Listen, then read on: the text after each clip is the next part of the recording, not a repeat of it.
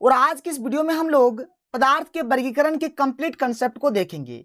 ये जो पदार्थ का वर्गीकरण है यानी कि क्लासिफिकेशन ऑफ मैटर है, ये जो आज का वीडियो है, इस वीडियो का लेंथ थोड़ा बड़ा हो सकता है, इसलिए आप इस वीडियो पर बने रहें और अच्छे तरीके से देखिए, आपको हर एक चीज समझ में आ जाएगा। तो चलिए बात करते हैं कि पदार्थ का वर्गीकरण एक्चुअल में पदार्थ को किस प्रकार से वर्गीकृत किया गया है। तो देखिए, पदार्थ को दो प्रकार से वर्गीकृत किया गया है, यानी कि जो पदार्थ का वर्गीकरण किया गया है ना, दो आधार से किया गया है। एक आपका है भौतिक वर्गीकरण और एक है आपका रासायनिक वर्गीकरण। अभी हम लोग बात करेंगे कि भौतिक वर्गीकरण मतलब क्या होता है और रासायनिक वर्गीकरण मतलब क्या होता है। अब ये जो भौतिक वर्गीकरण है ना, तो भौतिक वर्गीकरण में पदार्थ को तीन प्रकार से बांटा गया है। एक आपका है ठोस, एक है आपका द्रव और एक है आपका गैस। और ये रासायनिक वर्गीकरण में पदार्थ को दो प्रकार से बांटा गया है। एक आपका है शुद्ध पदार्थ और एक है आपका मिश्रण। अब ये जो शुद्ध पदार्थ है ये दो प्रकार से होता है। एक आपका होता है तत्व और दूसरा आपका होता है यौगिक। और ये जो मिश्रण है ये भी दो प्रकार से होता है। एक होता है आपका समांगी मिश्रण और एक होता है विसमांगी मिश्रण। क्लियर है। अब देखिए, ये जो तत्व है ना, तत्व, ये तत्व तीन प्रकार से होता है। एक आपका होता है धातु, एक होता है आपका अधातु और एक होता है आपका उपधातु। और ये जो धातु अधातु है ना, इसको आप क्लास 8 में भी पढ़े होंगे। ठीक है। अब देखिए, अब ये जो यौगिक है ना, यौगिक, यौगिक भी दो प्रकार से है। एक है आपका कार्बनिक यौगिक और एक है आपका अकार्बनिक यौगिक।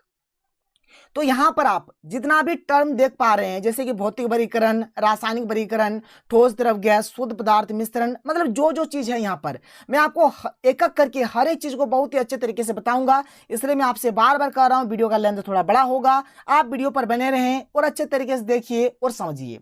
तो चलिए सबसे पहले बात कर लेते हैं कि ये जो पदार्थ का वर्गीकरण है, तो जैसे मैंने आपको बताया कि जो पदार्थ का वर्गीकरण किया गया है ना, दो आधार से किया गया है। एक आपका भौतिक वर्गीकरण है तो दूसरा आपका रासायनिक वर्गीकरण है। तो चलिए सबसे पहले बात कर लेते हैं कि भौतिक वर्गीकरण मतलब क्या होता है, यानी कि जिसे इंग्लिश से हम लोग कहते हैं फिजिकल क्लासिफिकेशन। बात समझ में आया। भौतिक वर्गीकरण को इंग्लिश से हम लोग क्या कहते हैं, फिजिकल क्लासिफिकेशन। अब देखिए, भौतिक वर्गीकरण मतलब क्या होता है। तो देखिए क्या है कि किसी पदार्थ का भौतिक गुणों के आधार पर वर्गीकरण भौतिक वर्गीकरण कहलाता है। बात समझ में आया। जैसे कि मैंने आपको अभी बताया ना कि पदार्थ का वर्गीकरण दो प्रकार से किया गया है। एक है आपका भौतिक वर्गीकरण, एक है आपका रासायनिक वर्गीकरण। तो भौतिक गुणों के आधार से जो पदार्थों को वर्गीकृत किया गया है, मतलब पदार्थों का जो वर्गीकरण किया गया है, उसे हम लोग भौतिक वर्गीकरण बोलेंगे। और रासायनिक गुणों के आधार से जो किया गया है उसे हम लोग क्या बोलेंगे, रासायनिक वर्गीकरण बोलेंगे। मतलब बात समझ में आया। ये जो आपका भौतिक वर्गीकरण है ये भौतिक गुणों के आधार पर किया गया है, और ये जो आपका रासायनिक वर्गीकरण है ये आपका रासायनिक गुणों के आधार पर किया गया है। ठीक है। चलिए आगे बात करें। तो ये बात आपको समझ में आया। मतलब पदार्थ को अगर भौतिक गुणों के आधार पर जब हम लोग वर्गीकृत किए हैं तो इसे हम लोग भौतिक वर्गीकरण कह रहे हैं। और पदार्थ को जब हम लोग रासायनिक गुणों के आधार पर जब वर्गीकृत कर रहे हैं तो इसे हम लोग रासायनिक वर्गीकरण कहते हैं। क्लियर है। तो बस वही चीज है कि किसी पदार्थ का भौतिक गुणों के आधार पर वर्गीकरण भौतिक वर्गीकरण कहलाता है। अब आपके दिमाग में क्वेश्चन उठ रहा होगा कि सर ये भौतिक गुण मतलब क्या होता है। हमको यहाँ पर तो सब चीज समझ में आ गया, लेकिन ये भौतिक गुण समझ में नहीं आया। तो देखिए, भौतिक गुण मतलब क्या होता है। भौतिक गुण जिसे इंग्लिश से हम लोग कहते हैं फिजिकल प्रॉपर्टीज, क्या होता है। तो देखिए, पदार्थ के आकार, साइज, रंग, अवस्था जैसे गुण को भौतिक गुण कहते हैं। बात समझ में आया। जो भी पदार्थ है, ठीक है, जैसे कि मान के चलिए बर्फ है। बर्फ क्या है, एक पदार्थ है। अब बर्फ, जैसे कि बर्फ क्या है, बर्फ ठोस अवस्था में है। बर्फ ठोस अवस्था में है कि नहीं है। तो मतलब जो भी पदार्थ है, तो पदार्थ का जो आकार होगा, साइज होगा, रंग होगा, अवस्था होगा, तो ये सब जो होता है ना, बस यही सब को हम लोग क्या कहते हैं, ये सब जो गुण है इसी गुण को हम लोग क्या कहते हैं, भौतिक गुण कहते हैं। क्लियर है। भौतिक वर्गीकरण आपको समझ में आ गया, भौतिक गुण भी आपको समझ में आ गया। चलिए आगे बढ़ते हैं। आगे देखिए, जैसे कि मैं आपसे अभी डिस्कस कर रहा था कि रासायनिक वर्गीकरण, जैसे इंग्लिश से हम लोग कहते हैं केमिकल क्लासिफिकेशन। ठीक है। तो जैसे कि भौतिक गुणों के आधार पर जो वर्गीकृत किया गया है पदार्थों को, उसे हम लोग कहते हैं भौतिक वर्गीकरण। और यहाँ पर पदार्थों को जब हम लोग रासायनिक गुणों के आधार पर वर्गीकृत करते हैं तो इसे हम लोग कहेंगे रासायनिक वर्गीकरण। तो वही चीज लिखा गया है कि किसी भी पदार्थ का रासायनिक गुणों के आधार पर वर्गीकरण रासायनिक वर्गीकरण कहलाता है। अब ये रासायनिक गुण क्या होता है। तो देखिए, रासायनिक गुण जिसे इंग्लिश से हम लोग कहते हैं केमिकल प्रॉपर्टीज, मतलब क्या होता है कि जब कोई भी पदार्थ हो, रासायनिक अभिक्रिया के समय, जब रासायनिक अभिक्रिया होता है उस टाइम या उसके बाद अपना प्रभाव दिखाता है तो उसे उस पदार्थ का रासायनिक गुण कहते हैं। जैसे कि मान के चलिए लोहा है, जब वो वायु और जल के संपर्क में आ जाता है तो जंग का निर्माण करता है। तो ये क्या है, ये आपका एक रासायनिक गुण है। क्लियर है। तो जब हम लोग पदार्थ को रासायनिक गुणों के आधार पर वर्गीकरण उसका करेंगे तो उसे हम लोग क्या कहेंगे, रासायनिक वर्गीकरण। और जब हम लोग भौतिक गुणों के आधार पर पदार्थों का वर्गीकरण करेंगे तो उसे हम लोग क्या कहेंगे, भौतिक वर्गीकरण। तो ये चीज आपका क्लियर हो गया यहाँ पर। अब चलिए बात करते हैं आगे। जैसे कि मैंने आपको बताया ना कि भौतिक वर्गीकरण आपका यहाँ पर हो गया कि जब हम लोग पदार्थ को क्या करते हैं, भौतिक गुणों के आधार पर इसको जब हम लोग वर्गीकरण करते हैं तो उसे हम लोग भौतिक वर्गीकरण कहेंगे।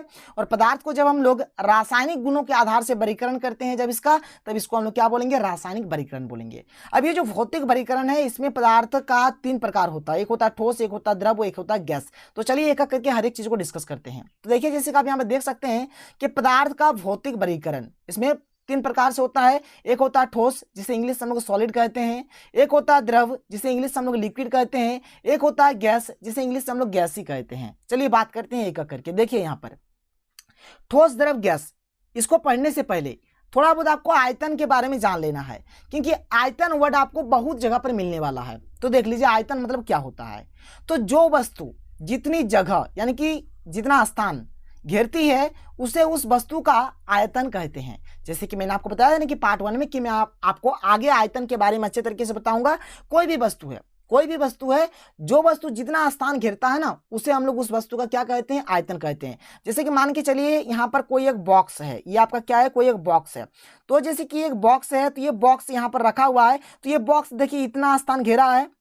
तो कोई भी पदार्थ हो, कोई भी वस्तु हो, जो जितना स्थान घेरता है ना उसे ही हम लोग उस वस्तु का क्या कहते हैं, आयतन कहते हैं। तो यहाँ पर ये जो बॉक्स है देखिए इतना स्थान घेरा हुआ है, तो इसी को क्या बोलेंगे, इसका आयतन बोलेंगे। अब ये जो आयतन होता है ना, ये आयतन ये 2D आकृति जैसे कि त्रिभुज, आयत, वर्ग इत्यादि का आयतन शून्य होता है। बात समझ में आया। मतलब जो 2 डायमेंशन जो भी होगा, 2 डायमेंशन आकृति जो भी होगा उसका आयतन क्या होता है, 0 के बराबर होता है। और आयतन का माप हमेशा 3D यानी कि 3 डायमेंशन आकृति जैसे कि घन हो गया, घनाभ हो गया, बेलन हो गया, शंकु हो गया इत्यादि में होता है। बात समझ में आ रहा है। मतलब आयतन का कंसेप्ट यही है कि कोई भी वस्तु है जो जितना स्थान घेरता है ना, जो वस्तु जितना स्थान घेरता है बस उसे ही हम लोग उस वस्तु का क्या कहते हैं, आयतन कहते हैं। बस कहानी खत्म। क्लियर है। अब देखिए यहाँ पर जैसे आप यहाँ पर देख सकते हैं ये वाला हमारा क्या है, ये हमारा घन है, ये हमारा क्या है, तो ये हमारा घनाभ है, ये हमारा क्या है, तो ये हमारा बेलन है। ठीक है। अब ये हमारा क्या है, ये हमारा शंकु है।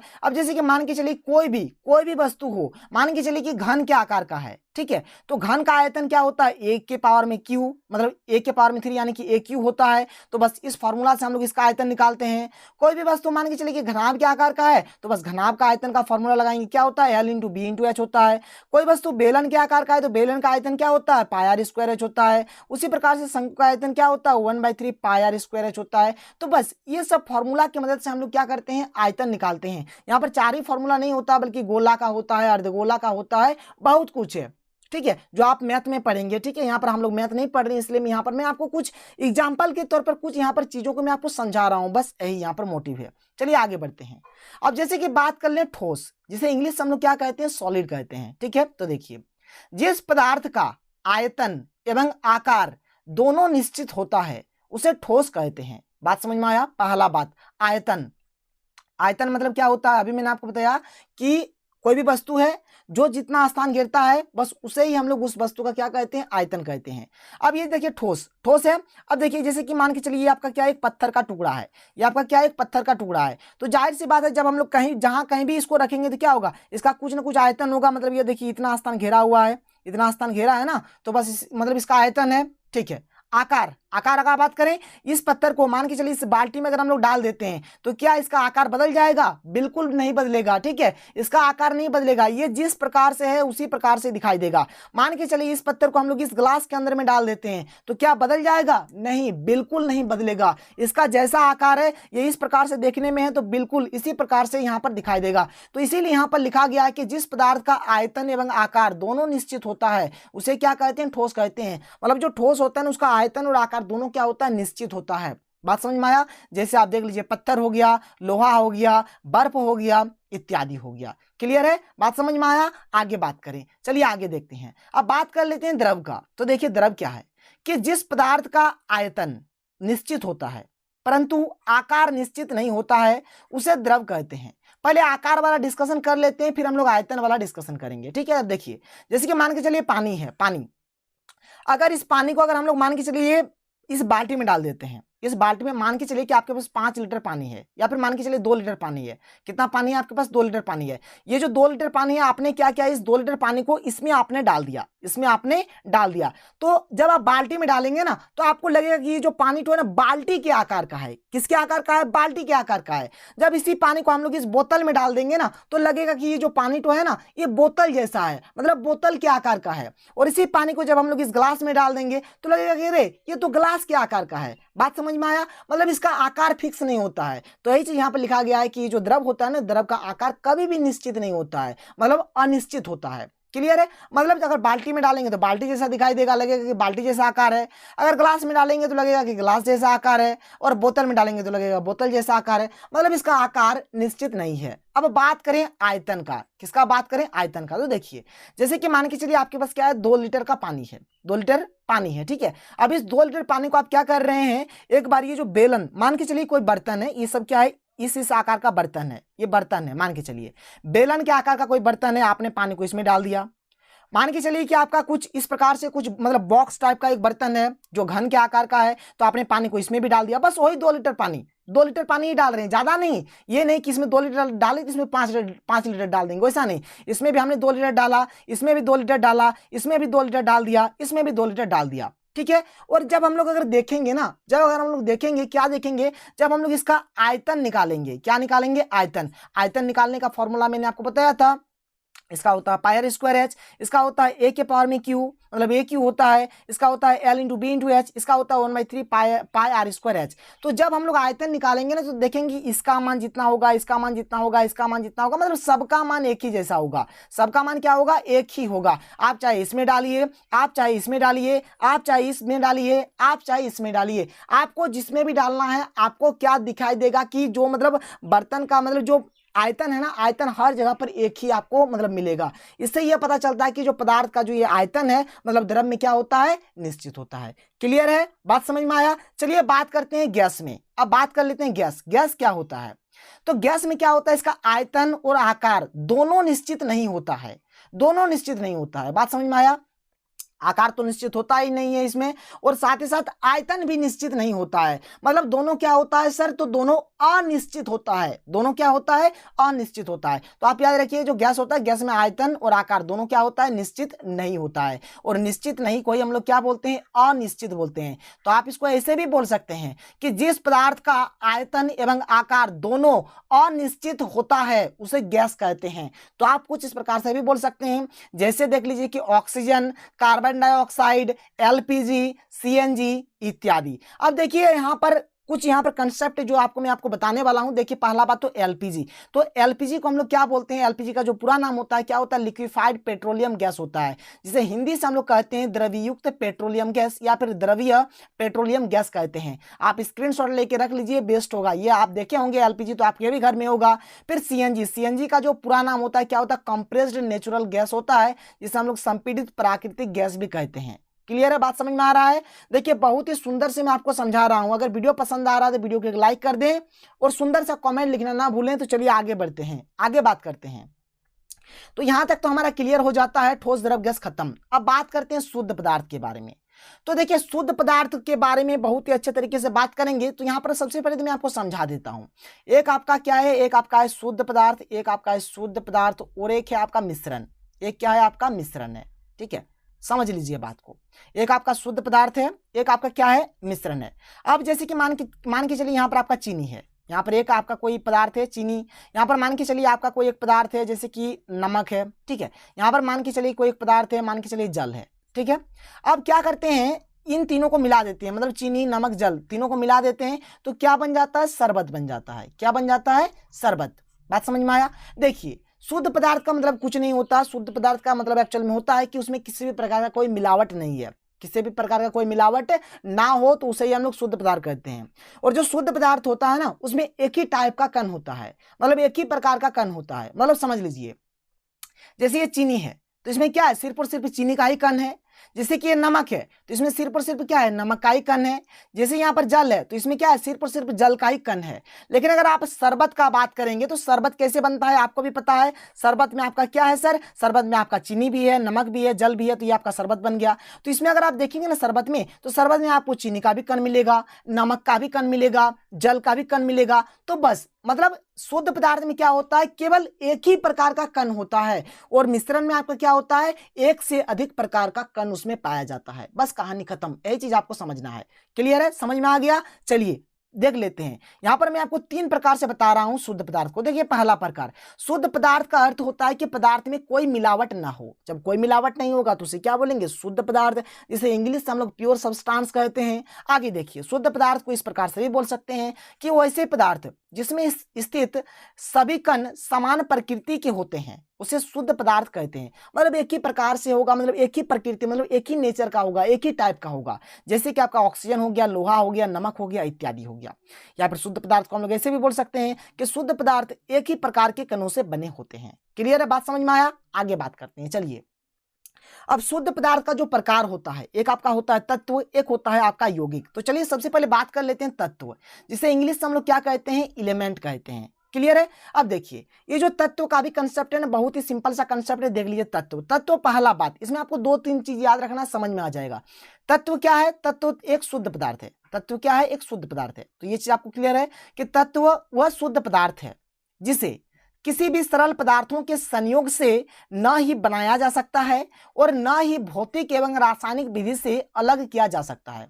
मतलब पहला बात क्या है कि जो तत्व है ना हमारा, तत्व का ना तो हम लोग बना सकते हैं और ना ही हम लोग इसे अलग कर सकते हैं। अब जैसे कि मान के चलिए सर, मान के चलिए जैसे कि आपका क्या है, एक सोना का टुकड़ा है और ये आपका क्या है, एक माला है। अब देखिए, इस माला को किससे बनाया गया है, इस सोने के टुकड़े से काट काट के थोड़ा सा मशीन में डिजाइन दे दे कि इस माला को बनाया गया है।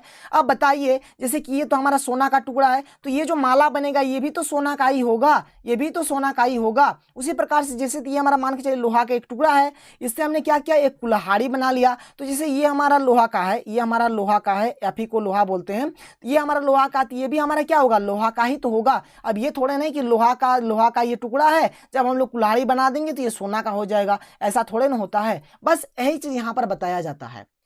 ये चीज अगर आपको नहीं समझ में आता है, कोई बात नहीं है, कोई बात नहीं है। देखिए, इसका और एक डेफिनेशन होता है, क्या है कि केवल एक ही प्रकार के परमाणुओं से बने पदार्थ को तत्व कहते हैं।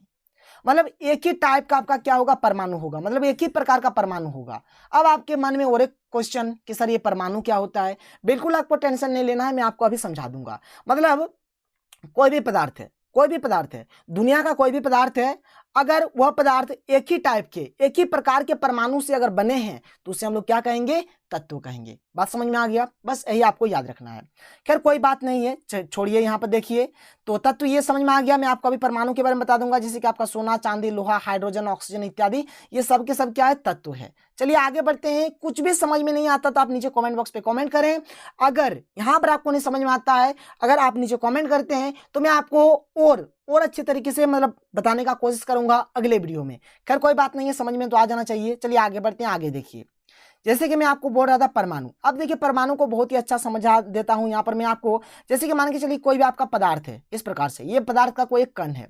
अब इस पदार्थ का, जैसे मान के चलिए ना लड्डू है या फिर चीनी का टुकड़ा छोटा जैसा होता है, मिश्री ले लेते, मिश्री, ये मान के चलिए मिश्री का टुकड़ा है। मिश्री तो आप खाए होंगे, बड़ी मजा आता है, मीठा मीठा।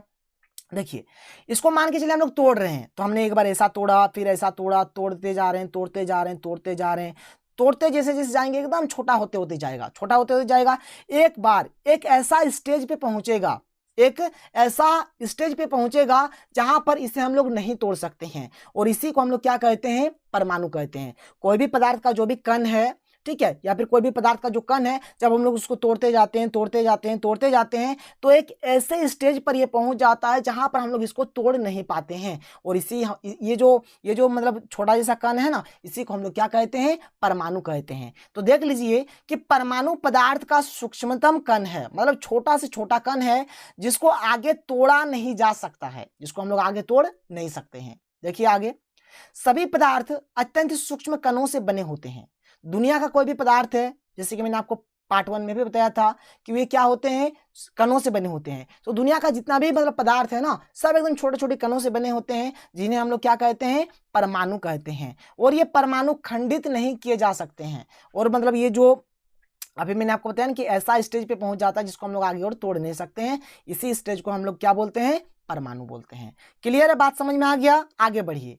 अब यहां पर हम लोग बात करेंगे धातु, अधातु और उपधातु के बारे में। ठीक है, देखिए धातु, धातु को इंग्लिश से हम लोग मेटल कहते हैं। पहला पॉइंट क्या है कि धातु उष्मा का सुचालक होता है। ठीक है, धातु विद्युत का सुचालक होता है।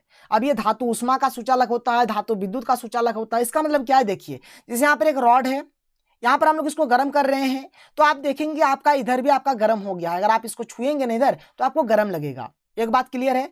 आप इसको देखिए, इसको जैसे यहाँ पे देखिए बल्ब जलाया जा रही है, क्या होगा, कोई तार होगा, धातु का कोई तार होगा। तो यहाँ से देखिए बल्ब जल रहा है। अगर आप इसको देखेंगे, देखिए यहाँ पर कोई एक दिया गया है की, ठीक है, तो यहाँ से आपका बल्ब जल रहा है। यहाँ पर एक लकड़ी मतलब पेंसिल का ये लकड़ी है, दिया गया है, जिससे बल्ब यहाँ पर नहीं जल रहा है। क्लियर है, बात समझ में आया? तो यहीं से हमको पता चलता है, देखिए जैसे यहाँ से यहाँ गर्म हो रहा है, मतलब यहाँ जला रहे हैं, यहाँ गर्म हो रहा है, इसका मतलब ये क्या है, जो धातु है ये उष्मा का सुचालक है। अभी जो लाइट जल रहा है, इससे हमको ये पता चलता है कि जो धातु होता है ये विद्युत का भी सुचालक होता है। धातु जो होता है ये ठोस अवस्था में पाए जाते हैं। आप देख सकते हैं ये ठोस अवस्था है ना, ये ठोस ही है ना, एक सोना का टुकड़ा है, धातु है। तो धातु क्या होते हैं, ठोस अवस्था में पाए जाते हैं। धातु सामान्यतया कठोर होते हैं। एक आप लोहा का टुकड़ा ले लीजिएगा, आपको लगेगा कि कितना कठोर है, आप दाब भी नहीं सकते हैं। तो धातु क्या होते हैं, कठोर भी होते हैं। इसका घनत्व उच्च होता है। ठीक है, आप टेंशन मत लीजिए, मैं आपको घनत्व के बारे में भी बताऊंगा आगे। ठीक है, घनत्व के बारे में बताऊंगा, गलनांक बताऊंगा, क्वथनांक बताऊंगा, हर एक चीज को बताऊंगा। और देखिए धातु में क्या है कि इसका गलनांक एवं क्वथनांक उच्च होता है। क्लियर है? धातु ये तन्य होती है। तन्य मतलब समझते हैं आप, मतलब जैसे कोई भी टुकड़ा है धातु का, ठीक है, उसको पीट पीट के हम लोग क्या करते हैं, मतलब तार जैसा बना देते हैं, तार जैसा बना देते हैं। तो इसको हम लोग बोलेंगे धातु में क्या होती है, तन्य होती है। मतलब इसको पीट पीट के तार जैसा लंबा खींच देते हैं, बस इसी को हम लोग तन्यता बोलते हैं। धातु क्या होता है, तन्य होती है। धातु में आघात वर्ध्यता का गुण पाया जाता है। आप देखिएगा, आपको मान के चलिए इतना छोटा सा धातु दिया जाए, आप इसको हथौड़ा से पीट पीट के चादर जैसा बना देंगे। ठीक है, इसी को हम लोग आघात वर्ध्यता बोलते हैं। और धातु में आघात वर्ध्यता का भी गुण पाया जाता है।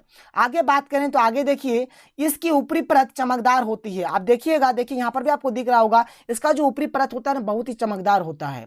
जब यह कठोर सतह से टकराती है तो ठनठनाहट की आवाज उत्पन्न होती है। और ये जो धातु है, जब ये कठोर सतह से टकराती है तो ठनठनाहट की आवाज भी उत्पन्न होती है।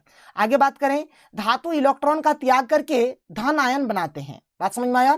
ये बहुत ही इंपॉर्टेंट है और ये चीज आपको समझना है। ये आपका क्लास 10th में भी है, क्लास 11th में भी है, क्लास 12th में भी है। मतलब ये आपका पीछा नहीं छोड़ने वाला, इसलिए इस चीज को आप बहुत ही अच्छे तरीके से समझेंगे। लेकिन यहां पर मैं आपको नहीं समझाऊंगा। इस चीज को मैं आपको कब बताऊंगा, जब हम लोग पढ़ेंगे परमाणुओं की संरचना। ठीक है, इसी तरह का शायद एक चैप्टर होगा आपका, वहां पर जब हम लोग संयोजकता पढ़ेंगे। ठीक है, जब हम लोग संयोजकता को पढ़ेंगे, वहां पर मैं आपको इस चीज को बहुत ही अच्छे तरीके से बताऊंगा। यहाँ पर मैं आपको नहीं बताऊंगा कि यहाँ पर आपको न तो तत्व के बारे में पता है, ना आपको इलेक्ट्रॉनिक विन्यास पता है, ना आपको संयोजकता पता है। इसलिए अभी आप हमारे अगर मैं बता देता हूँ तो आप समझ नहीं पाएंगे, इसलिए वहां पर मैं आपको बताऊंगा जब मैं आपको संयोजकता पढ़ाऊंगा। क्लियर है? आगे बढ़ते हैं। चलिए देखिए सर, अब हम लोग बात कर लेते हैं अधातु, जिसे हम लोग नॉन मेटल कहते हैं। देखिए अधातु जो है ना, धातु का ही उल्टा है। ठीक है, जैसे मैंने अभी आपको बताया कि धातु जो होता है वो उष्मा का सुचालक होता है, विद्युत का सुचालक होता है। तो यहाँ पर आप देखिएगा, ये जो अधातु है ये उष्मा का कुचालक है, अधातु जो है ये विद्युत का भी कुचालक है। अधातु ठोस, द्रव एवं गैस तीनों अवस्था में पाए जाते हैं, लेकिन धातु सिर्फ और सिर्फ ठोस अवस्था में पाए जाते हैं।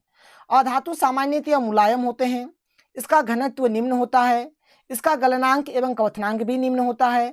अधातुएं तन्य नहीं होती है, अधातुओं में आघात वर्ध्यता का गुण नहीं पाया जाता है। आगे देखिए, इसकी ऊपरी परत चमकदार नहीं होती है, जब यह कठोर सतह से टकराती है तो ठनठनाहट की आवाज उत्पन्न नहीं होती है। और जो कि मोस्ट पॉइंट है, लास्ट वाला क्या है कि अधातु इलेक्ट्रॉन का ग्रहण करके ऋण आयन बनाते हैं। इस चीज को मैं आपको बताऊंगा जब मैं आपको संयोजकता पढ़ाऊंगा तब। ठीक है, आपको वहां पर पता चलेगा कि किस प्रकार से ये इलेक्ट्रॉन का ग्रहण कर रहा है, किस प्रकार से इलेक्ट्रॉन का त्याग हो रहा है, हर एक चीज आपको वहां पर पता चलेगा। क्लियर है? चलिए आगे बढ़ते हैं। आगे देखिए, अब हम लोग बात कर लेते हैं उपधातु। ठीक है, जिसको हम लोग इंग्लिश से कहते हैं मेटलॉइड। ठीक है, अब देखिए, ऐसे तत्व जिसमें धातु एवं अधातु दोनों के गुण पाए जाते हैं उसे उपधातु कहते हैं।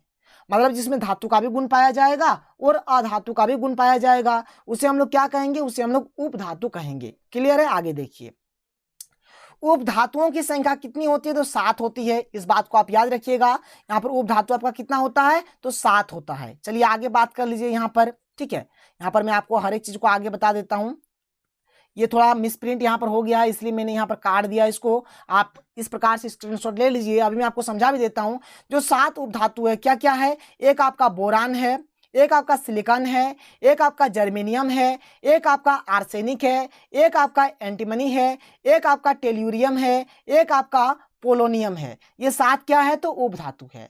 ये जो कार्बन है, एल्यूमिनियम है, सेलेनियम है और एस्टेटिन है, ये भी मतलब कुछ हद तक उपधातु जैसा ही व्यवहार करते हैं, लेकिन इसको हम लोग उपधातु नहीं बोलेंगे। ये जो 7 है ना, इस 7 को ही हम लोग उपधातु बोलेंगे। अगर आप क्लास 10th का, जब आप क्लास 10th में जाएंगे तो आपको वहां पर एक चैप्टर मिलेगा तत्वों का आवर्त वर्गीकरण, और ये जो आप देख पा रही हैं फोटो, ये क्लास 10th का ही है, ठीक है। क्लास 10th का जो विज्ञान है, विज्ञान से ही इस फोटो को मैंने लिया हुआ है। तो देखिए यहाँ पर आप देख सकते हैं, ये जो कलर का है, ये जो कलर का है, पिंक कलर का जो है ना, ये वाला, बस यही सब हमारा क्या है सर, यही सब हमारा उपधातु है, जैसे कि आप देख सकते हैं, ठीक है। तो कुल मिलाकर 7 उपधातु है, आप इसको याद रख लीजिएगा, ठीक है। अब देखिए यहाँ पर ये पीरियोडिक टेबल भी बहुत ही इंपॉर्टेंट है। इसको मतलब बहुत सारे बच्चे मतलब डरते हैं, सीख ही नहीं पाते हैं। तो ये आप क्लास 10th में जब जाएंगे तब पढ़ेंगे, अभी मैं आपको नहीं बताऊंगा। जितना काम का है बस हम लोग केवल वही चीज को यहाँ पर देखेंगे। आगे बढ़ते हैं। थोड़ा सा ये आपके नॉलेज के लिए, आपका जो माइंड है, आपके माइंड में थोड़ा सा नॉलेज के लिए इस चीज को आप जान लीजिए, क्योंकि कभी कभार ये कंपटीशन में पूछा जाता है। बात क्या जाए, जैसे कि अभी हम लोग पढ़े ना तत्व क्या होता है, तत्व के बारे में अभी हमने पढ़ा। तो अगर आपसे कोई पूछेगा कि अभी तक कुल कितना तत्व का खोज हुआ है, मतलब कुल तत्वों की संख्या कितनी है, तो 118। कुल मिलाकर कितने तत्व है, तो 118 है। और ये जो 118 तत्व है, इसमें से धातु कितना है, तो देखिए 91 धातु है। अधातु कितना है, तो 20 अधातु है। उपधातु कितना है, तो 7 हमारा उपधातु है। लेकिन अगर आप लुसेंट जीके का बात करेंगे, लुसेंट जीके एक होता है, आप शायद जानते होंगे। जो बच्चे जानते हैं अच्छी बातें, नहीं जानते हैं कोई दिक्कत नहीं है। तो एक जीके होता है लुसेंट का, उसमें दिया गया है कि वहां पर देखिए 118 तो तत्व है, धातु हमारा 91 है, लेकिन यहाँ पर अधातु यहाँ पर दिया गया है 27। मतलब ये जो उपधातु है ना, उपधातु को भी इसी में काउंट कर लिया गया है। खैर इससे मतलब नहीं है, जिस प्रकार से ऑप्शन आपको दिया जाएगा उसी प्रकार से आपको टिक करना है। क्लियर है, बात समझ में आया? तो ये था कंप्लीट धातु, अधातु और उपधातु। चलिए आगे बढ़ते हैं। अब यहाँ पर हम लोग देख लेते हैं यौगिक। क्लियर है सर? तो यौगिक देख लीजिए। जब 2 या 2 से अधिक तत्वों को एक निश्चित अनुपात में मिलाते हैं तो एक नए पदार्थ का निर्माण होता है। इस नए पदार्थ को यौगिक कहते हैं। देखिए यौगिक को इंग्लिश हम लोग कंपाउंड कहते हैं। अब ये यौगिक मतलब होता क्या है, मान के चलिए कि हमने क्या किया, 2 या 2 से अधिक कोई भी तत्व ले सकते हैं, 2 लेंगे, 2 से ज्यादा लेंगे, कोई मतलब नहीं है, लेकिन एक निश्चित अनुपात में लेते हैं। जब एक निश्चित अनुपात में हम लोग 2 या 2 से अधिक तत्व को लेते हैं ना, तो एक नए पदार्थ का निर्माण होता है, और ये जो नया पदार्थ बनता है इसी को हम लोग यौगिक कहते हैं। अब जैसे कि देख लीजिए, जब हम लोग कार्बन और ऑक्सीजन लेते हैं, कार्बन का कितना अणु लेते हैं, तो कार्बन हम लोग 1 लेते हैं, और ऑक्सीजन का कितना अणु लेते हैं, 2 लेते हैं। जब इन दोनों का जब हम लोग लेते हैं, ठीक है, तब यहां से हमको क्या मिलता है, कार्बन डाइऑक्साइड मिलता है। बात समझ में आया? जो कि एक नया पदार्थ है, और इस नए पदार्थ को ही हम लोग क्या कहते हैं, यौगिक कहते हैं।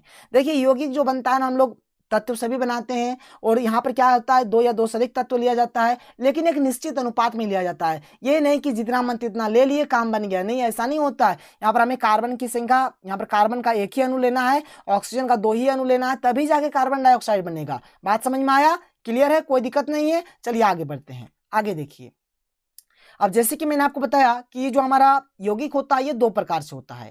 एक हमारा होता है कार्बनिक यौगिक, जिसे इंग्लिश से हम लोग ऑर्गेनिक कंपाउंड कहते हैं। तो देख लीजिए कार्बनिक यौगिक मतलब क्या होता है, तो जंतु तथा वनस्पति स्रोतों से प्राप्त यौगिक को कार्बनिक यौगिक कहते हैं। मतलब जो जंतु है, मतलब जिसमें जीवन है, मतलब एक हिसाब से आप कह सकते हैं कि सजीव, जो सजीव है, ठीक है।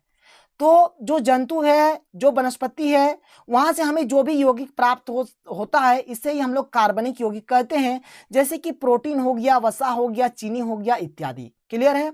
अब देखिए कार्बनिक यौगिक की ये जो डेफिनेशन है, अगर आप इसको आधुनिक तरीके से अगर आप बोलें, मतलब अभी के हिसाब से इस प्रकार से बोला जाता है कि वो ऐसे यौगिक जिनमें कार्बन उपस्थित होता है उसे कार्बनिक यौगिक कहते हैं। मतलब कोई भी यौगिक हो, कोई भी कंपाउंड हो जिसमें कार्बन होगा, मतलब कार्बन उपस्थित होगा, उसे ही हम लोग कार्बनिक यौगिक बोलेंगे। लेकिन यहाँ पर एक नोट है जो कि बहुत ही इंपॉर्टेंट है।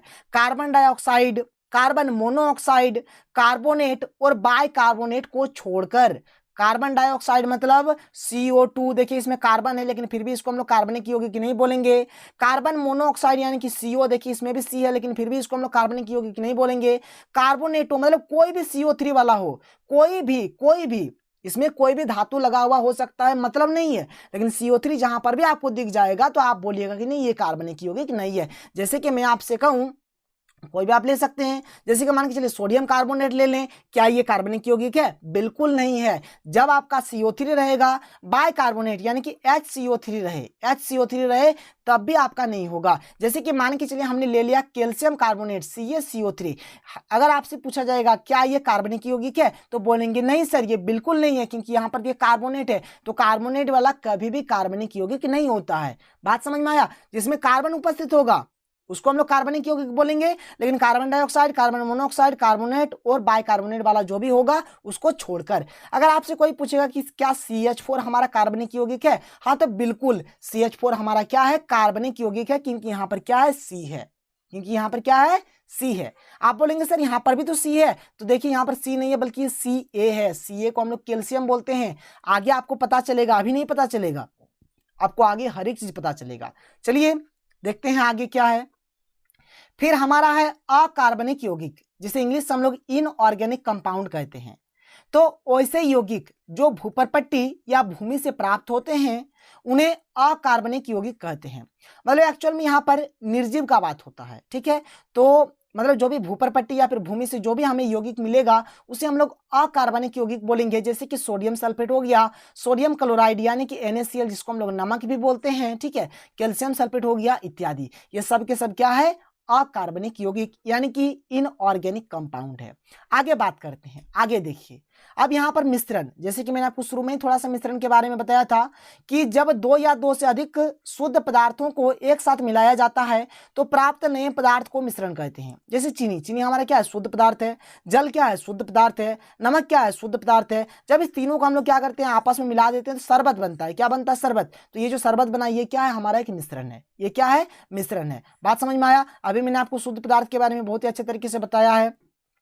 मिश्रण में क्या होता है कि इसमें पदार्थ के कण अलग अलग प्रकृति के होते हैं। अब देखिए जैसे ये चीनी क्या है? शुद्ध पदार्थ है, मतलब इसमें क्या है? सिर्फ और सिर्फ चीनी का ही कण है, मतलब एक ही प्रकार का कण है। जल भी क्या है? शुद्ध पदार्थ है, मतलब इसमें सिर्फ और सिर्फ जल के ही कण है। नमक मतलब इसमें सिर्फ और सिर्फ नमक के ही कण है। लेकिन अगर आप शरबत देखेंगे, शरबत चीनी, जल, नमक तीनों मिलकर बनाया गया है, तो आप अगर शरबत को देखेंगे तो इसमें आपका चीनी का भी कण होगा, जल का भी कण होगा, नमक का भी कण होगा, इसलिए शरबत को हम लोग मिश्रण बोलेंगे। और ये जो चीनी है, जल है, नमक है, इसको हम लोग क्या बोलेंगे? शुद्ध पदार्थ बोलेंगे। उसी प्रकार से आप देख सकते हैं नाइट्रोजन, ऑक्सीजन, कार्बन डाइऑक्साइड, जल वाष्प, ये सब मिलकर क्या करते हैं? वायु का निर्माण करते हैं। ये जो वायु है ये हमारा मिश्रण है, और नाइट्रोजन, ऑक्सीजन, कार्बन डाइऑक्साइड, जल वाष्प ये सब के सब क्या है? शुद्ध पदार्थ है। क्लियर है? अब ये जो होता है ना मिश्रण, ये मिश्रण दो प्रकार से होता है। एक होता है हमारा समांगी मिश्रण, जिसे इंग्लिश से हम लोग होमोजेनस मिक्सचर कहते हैं, और एक होता है विसमांगी मिश्रण, जिसे हम लोग हेटेरोजेनस मिक्सचर कहते हैं। अब देखिए समांगी मिश्रण, विसमांगी मिश्रण को पहचानना बहुत ही सिंपल है। अब देखिए जैसे कि मान के चलिए, जैसे हमने अभी बोला आपको कि शरबत आपका क्या है? एक मिश्रण है। शरबत आपका क्या है? एक मिश्रण है। मान के चलिए हमारे पास एक गिलास है, ये हमारा क्या है? गिलास है। इस गिलास में हमारा क्या है सर? शरबत है। इसमें क्या है? शरबत है, पूरा घोला है, अच्छे तरीके से शरबत है। इसमें आपका जल है, ठीक है, नमक है, चीनी है, इसमें मान के चलिए थोड़ा सा आपका नींबू भी डाल दिया गया है, खट्टा खट्टा हो जाएगा, तो नींबू भी डाला गया है। ये शरबत है। तो क्या आप शरबत कभी पिए हैं? बिल्कुल जरूर आप शरबत पिए होंगे। देखिए अगर आप शरबत पीते हैं तो क्या, जैसे कि मान के चलिए आपने पहला एक घूंट पी लिया, ठीक है, तो क्या आपने पिया ना, तो आपको देखिए जो पहला घूंट जिस प्रकार से लगता है, आप दूसरा घूंट पिएंगे तब भी आपको ऐसे ही लगेगा, तीसरा घूंट पिएंगे तब भी आपको ऐसा ही लगेगा, चौथा घूंट पिएंगे तब भी आपको ऐसा ही लगेगा। जब तक खत्म होता है ना, जब तक खत्म ना हो जाए तब तक आपको ऐसा ही टेस्ट मिलेगा। अब ऐसा थोड़ा ना होता है कि पहला घूंट पिए तो बहुत टेस्ट लगा, दूसरा घूंट में टेस्ट खत्म, तीसरा घूंट में और टेस्ट खत्म, ऐसा नहीं होता है। आप जे बार पीजिएगा ना ते बार आपको ऐसा ही टेस्ट मिलेगा। बात समझ में आया? नहीं समझ में आया? फिर मैं आपको एक बार बताता हूँ। जैसे कि मान के चलिए आपका शरबत है, तो शरबत में जैसे आपने पहला घूंट पिया, तो जिस प्रकार से आपको टेस्ट लगा, दूसरा घूंट में भी आपको वैसे ही टेस्ट लगेगा, तीसरा घूंट में भी आपको वैसे ही टेस्ट लगेगा, चौथा घूंट में भी आपको वैसे ही टेस्ट लगेगा। जब तक आपका शरबत नहीं खत्म हो जाता है ना, तब तक आपको वैसे ही टेस्ट लगेगा। ये नहीं कि पहला घूंट में आपको ज्यादा लगा, दूसरा घूंट में आपको कम टेस्ट लगेगा, ऐसा नहीं होता है। इसका मतलब क्या होता है, यहाँ पर हर बार हर जगह पर क्या होता है, जो भी मतलब कण होते हैं ना, पदार्थ के कण, जो गुण होता है उसका हर जगह पर सेम टू सेम होता है। बात समझ में आया? और इसको हम लोग क्या बोलते हैं, समांगी मिश्रण बोलते हैं। इसको क्या बोलते हैं, समांगी मिश्रण बोलते हैं। तो चलिए ना, अभी मैं आपको समांगी विसमांगी दोनों के बारे में बहुत ही अच्छे तरीके से बताता हूं। तो चलिए सबसे पहले हम लोग देख लेते हैं समांगी मिश्रण क्या होता है। वह मिश्रण जिसमें उपस्थित अवयवी कणों का संगठन सभी जगह समान होता है, उसे समांगी मिश्रण कहते हैं। मतलब क्या हुआ, जैसे कि अभी मैंने आपको बताया, और देखिए जो भी मतलब मिश्रण होगा हर एक जगह पर, मतलब सभी जगह पर, मतलब जो गुणधर्म होता है ना, सभी जगह पर कणों का जो गुण होगा सेम टू सेम होगा, इसे ही हम लोग क्या बोलेंगे, समांगी मिश्रण बोलेंगे। आगे देखिए क्या है कि समांगी मिश्रण के कणों को आंखों द्वारा देखा नहीं जा सकता है। जैसे कि मैंने आपको बताया, जैसे ये जो हमारा शरबत था, इसमें हमारा क्या है, पानी है, इसमें हमने क्या किया, चीनी को और नमक को मिला दिया। अब जब हम लोग चीनी और नमक को मिला देते हैं तो ये तो पूरा पूरी घुल जाता है ना, तो यहाँ पर हमको चीनी और नमक नहीं दिखाई देता है।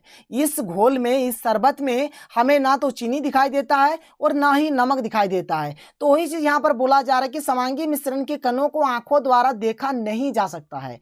और अगला पॉइंट क्या है कि इसके कणों को एक दूसरे से अलग नहीं किया जा सकता है।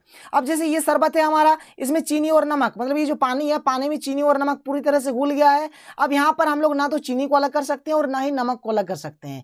तो वही चीज यहाँ पर बोला जा रहा है कि इसके कणों को एक दूसरे से अलग नहीं किया जा सकता है। इसका एग्जाम्पल जैसे कि हो गया शरबत इत्यादि। इसका एग्जाम्पल आप दूध भी बोल सकते हैं, आप सीमेंट भी बोल सकते हैं। ये सब के सब क्या है, समांगी मिश्रण है। अब ये जो समांगी मिश्रण आपने अभी जो पढ़ा, मैंने आपको जो बताया, बिल्कुल इसी का उल्टा आपका क्या होगा, विसमांगी मिश्रण होगा। बिल्कुल सेम टू सेम आप उल्टा कर दीजिए, आपको समझ में आ जाएगा। तो विसमांगी मिश्रण में आप क्या लिखिएगा कि वह मिश्रण जिसमें उपस्थित अवयवी कणों का संगठन सभी जगह समान नहीं होता है, उसे विसमांगी मिश्रण कहते हैं। ये बात हो गया, उसमें समान होता है, इसमें समान नहीं होता है। विसमांगी मिश्रण के कणों को आंखों द्वारा देखा जा सकता है, इसके कणों को एक दूसरे से अलग किया जा सकता है। जैसे गंदी जल, पानी में चौक, कीचड़ इत्यादि। अब जैसे गंदी जल है, आप देखे होंगे कभी कभार जो गंदा पानी होता है, उसमें जब पानी को हम लोग मतलब स्थिर थोड़ा छोड़ देते हैं, तो जो भी गंदगी होता है नीचे नीचे बैठ जाता है, नीचे बैठ जाता है, और पानी जो होता है वो ऊपर आ जाता है। इस प्रकार से कर सकते हैं। पानी है, पानी में चौक है, ठीक है, तो पानी में चौक हम लोग इसको आसानी से अलग कर सकते हैं। तो ये हमारा क्या हो गया, ये हमारा विसमांगी मिश्रण है। तो यहाँ पर मैंने आपको पदार्थ का जो वर्गीकरण है, मैंने आपको कंप्लीट कंसेप्ट बताया। अगर आपको वीडियो पसंद आ रहा है तो वीडियो को लाइक कर दें और एक सुंदर सा कॉमेंट करना ना भूलें। और देखिए हमारा जो अगला लेक्चर आने वाला है, अगले लेक्चर में हम लोग पदार्थ का जो भौतिक वर्गीकरण है, जहां पर हम लोग ठोस, द्रव और गैस, इन तीनों के बारे में बहुत ही अच्छे तरीके से देखेंगे। यहां पर तो मैंने आपको केवल और केवल आकार और आयतन का जो कंसेप्ट है इसके बारे में बताया, लेकिन जो हमारा अगला लेक्चर आएगा ना, वहां पर मैं आपको आकार आयतन तो बताऊंगा, साथ ही साथ अंतराण्विक स्थान, अंतराण्विक आकर्षण बल, घनत्व, तरलता, संपीड्यता, मतलब जो जो चीज है हर एक चीज के बारे में बहुत ही अच्छे तरीके से बताऊंगा। तो चलिए मिलते हैं अगले वीडियो में। Thank you.